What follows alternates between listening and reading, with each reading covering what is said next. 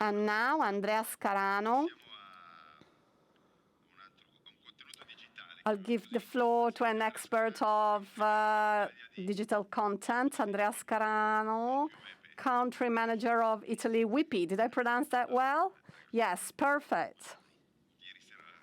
Okay, so last night I was at a dinner with one of your founders, and he told me that VIPI, as I pronounced it, was not correct. And he said, no, it's VP. And maybe VP is more French, VP is more English. Well, as you like it, I'd say. Okay, so let's talk about e-commerce. So I think that we should give some information about your group. We were created in 2001, and our activity was based on large brands, large offers for a limited amount of time. This is what we launched in 2001, and now we're a 20-year-old company. Your customer base is millions of people, 70 million people specifically, and we've got 3.8 billion euros turnover in Europe. We're present in 10 countries, and our mission was originally very B2B. So we wanted to help our brand partner to express all the potential of all of their brands and to give them a valuable customer base which they did not use to have access to, which is the digital customers. So our main sector was fashion initially, and then we added other sectors such as design. Today, the house of design is extremely important, and it accounts for 20% of our turnover. And this is the second group in our company. It ranks second after clothes. So we're talking about 700 million. We're talking about furniture, textile, and interior design, lighting, house. Let's say house products. Yes, we've seen that some American players have a turnover of billions of dollars in this sector. So the passage was very natural. So we used to be partners of the fashion brands, and now we're also partners of the interior design and house brands. Why did you start your activities in this sector? Well, we started several years ago. We've seen that during COVID there's been an acceleration, and there's now a real digital spring, as I call it. We're in the physical summer, but I think that in Italy, a real digital spring is starting. And we're lagging behind some European countries, but we've started well, let's say. And this sector has undergone a lot of changes in 2020. And it has doubled its figures from 1.3 billion to 2.9 billion. And I'm talking about the online sector. So there's been a real revolution in 2020. Of course, in 2021, the growth will slow down a little bit. But there's an important paradigm, both from the supply and the demand side. From the point of view of the demand side, obviously consumers are much proner to buy these products online, as we've seen from the statistics before. But from the supply side, we're seeing that all large brands are realizing the importance of the online. And you cannot ignore the online channel as a strategic channel for your sales. And how does your customer base behave in terms of approach to the digital? Are we talking about what are we talking about in terms of price? Well, when we talk about furniture and when we talk about tablewares, of course, we're talking about different price ranges. So this is something which depends on several elements. Flash sales is very interesting also in this sector, but behaviors are a little bit different. Our customer base is on fashion, so there's a prevalence of women among our customer base in fashion. From the point of view of design, there's more balance between men and women, which are nearly equal in sales. Well, in buying your products. Well, nearly equal, let's say. And fashion is a sector which is characterized by impulse buying, while design answers to a more reasoned approach. So in design, you have a more balanced behavior over 7 days of the week, while in fashion, sales are focused especially in the weekends, for example. So these are all trends which are very interesting.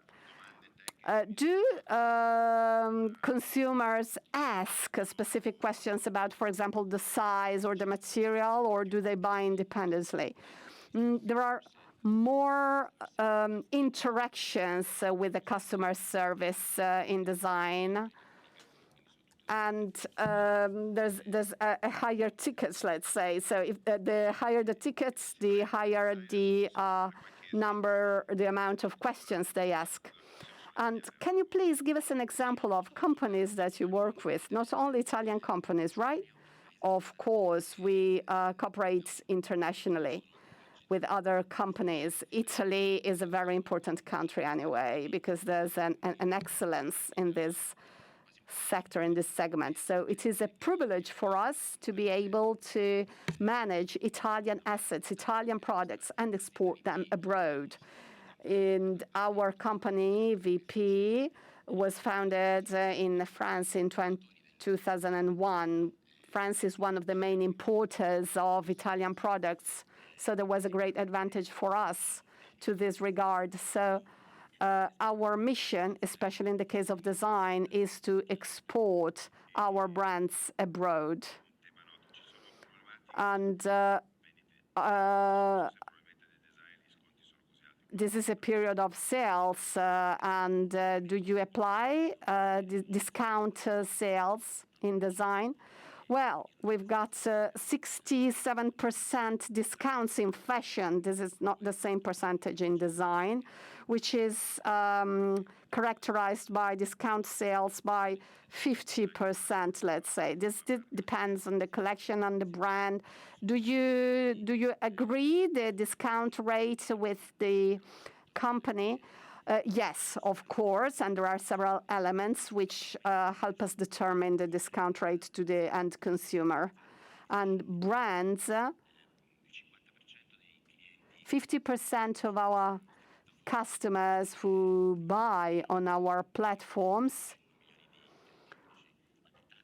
and are 5 million users, individual users, and a large part of them buy for the first time. They're not exclusive clients for our platforms, for our brands. And if they have a positive experience, they look for the brand also in traditional channels. So this is our contribution. And isn't there a conflict with a traditional channel of distribution?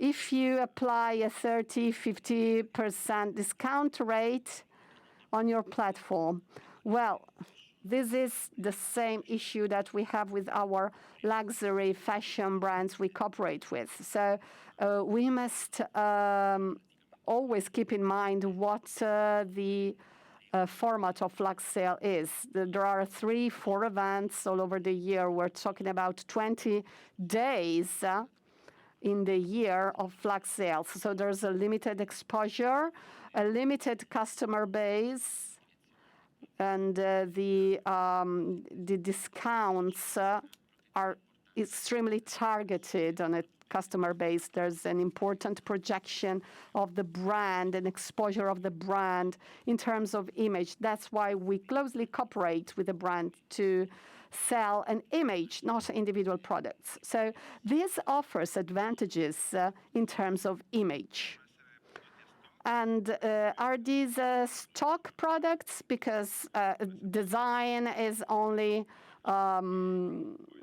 works with orders, and the client must accept that the product is delivered after a month, for example. Well, there are differences, of course, because with design, a customer must be ready to wait. With fashion, you can't ask a client to wait for a month. You can ask a client to wait for a month for a sofa or a chair. And what are your projects for the Super Salone? We will sure take advantage of this fantastic shop window that the Super Salone is, and we will focus all some of the discounts at the European level on that week. So we're talking about international and Italian brands, right? So this is the second. This is your second category. Do you have a dedicated channel, a dedicated name, or not? Well, we played with the naming a casa, at home. At the beginning of the pandemic, when this sector underwent an totally unexpected transformation, and we saw that there was a change in consumer behavior, and we created this a casa channel, which has been replicated in also in other countries. And today we have this a casa channel, and I'm seeing an incredible growth. And we're seeing a 15% penetration in the online market. It's a very good percentage. If you think that the average is 9%, you can see that there's been a growth. For example, in the food and grocery sector, there is still a lot to do because figures are below average. In countries where the online sales are more mature, for example, in the UK, we have 25% rates, for example, average. So there's still a lot to do because our brands are the excellence of words design at the international level. So as we've seen this morning, there are great expectations, and good luck for this digital design week. Thank you. Okay, now there's a coffee break, and the works will resume in 20 minutes approximately. And coffee break for the coffee break. You can there's a space behind the stage and at the entrance.